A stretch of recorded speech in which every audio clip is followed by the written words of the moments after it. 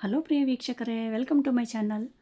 ನವದುರ್ಗೆ ಅವತಾರವಾದ ನವರಾತ್ರಿಯ 8ನೇ ದಿನದಂದು ಯಾವ ದೇವಿಯನ್ನು ಪೂಜಿಸುತ್ತಾರೆ ಮತ್ತು ಅದರ ವಿಶೇಷತೆಗಳು ಏನೆಂದು ನೋಡೋಣ.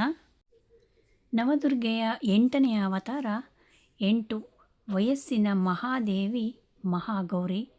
ಹುಣ್ಣಿಮೆಯ ಹಾಗೆ ಬಿಳಿಯಾಗಿ ಕಂಗೊಳಿಸುತ್ತಿರುತ್ತಾಳೆ.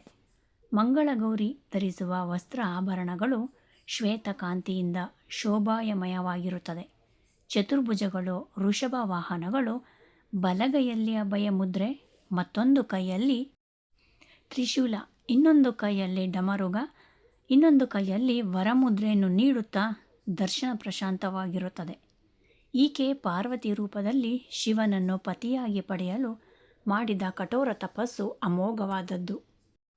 ಘೋರ ತಪಸ್ಸಿನಿಂದ ಆಕೆ ಕಪ್ಪು ಬಣ್ಣವಾಗಿ ಪರಿವರ್ತನೆಗೊಳ್ಳಲು ಈಕೆಯ ತಪಸ್ಸಿಗೆ ಸಂತುಷ್ಟನಾದ ಪರಶಿವನು ತನ್ನ ಶರೀರದಿಂದ ಗಂಗಾಜಲದಿಂದ ಆಕೆಯನ್ನು ಪ್ರಕ್ಷಾಳನ ಮಾಡುತ್ತಾನೆ. ಈ ಪ್ರಭಾವದಿಂದ ಶ್ವೇತವರ್ಣ ಶೋಭಿತಳಾಗುತ್ತಾಳೆ.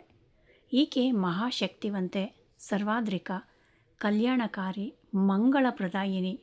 ಕನ್ಯೆಯರು ಈಕೆಯನ್ನು ಪೂಜಿಸಿದರೆ ಬೇಡಿದ ವರಗಳನ್ನು ನೀಡುವುದಲ್ಲದೆ ಶೀಘ್ರವಾಗಿ ವಿವಾಹವಾಗುವುದು.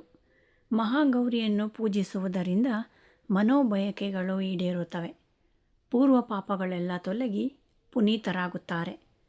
ಪಾಪದ ನಿವಾರಣೆ, ಧ್ಯಾನ, ಸ್ಮರಣೆ, ಪೂಜೆ, ಆರಾಧನೆ ಮುಂತಾದ ರೀತಿಗಳಲ್ಲಿ ಉಪಾಸಿಸುವುದರಿಂದ ಸರ್ವ ವಿಧಗಳಲ್ಲೂ ಶುಭವಾಗುತ್ತದೆ. ಸುಗಂಧಭರಿತ ಹೂವುಗಳನ್ನು ಅರ್ಪಿಸಿ ಅಖಂಡ ದೀಪಾರಾಧನೆ ಮಾಡಿ ಪೂಜಿಸಬೇಕು. ಇನ್ನು ಈ ಶ್ಲೋಕವನ್ನು ಪಠಿಸಿ ಪೂಜಿಸಬೇಕು. ಶ್ಲೋಕವನ್ನು ಉಚ್ಚರಿಸುವಾಗ ಎಲ್ಲೂ ಸಹ ತಪ್ಪಿರಬಾರದು. ನೋಡಿದ್ರಲ್ಲ ವೀಕ್ಷಕರೇ, ಈ ಪುಟ್ಟ ಮಾಹಿತಿ ನಿಮಗೆ ಇಷ್ಟ ಆಗಿದರೆ ದಯವಿಟ್ಟು ವಿಡಿಯೋನ ಲೈಕ್ ಮಾಡಿ, ಶೇರ್ ಮಾಡಿ. ಮತ್ತಷ್ಟು ಮಾಹಿತಿಗಾಗಿ ನಮ್ಮ ಚಾನಲನ್ನು ಸಬ್ಸ್ಕ್ರೈಬ್ ಮಾಡಿ. ಕೇಳಿದ್ದಕ್ಕಾಗಿ ಧನ್ಯವಾದಗಳು.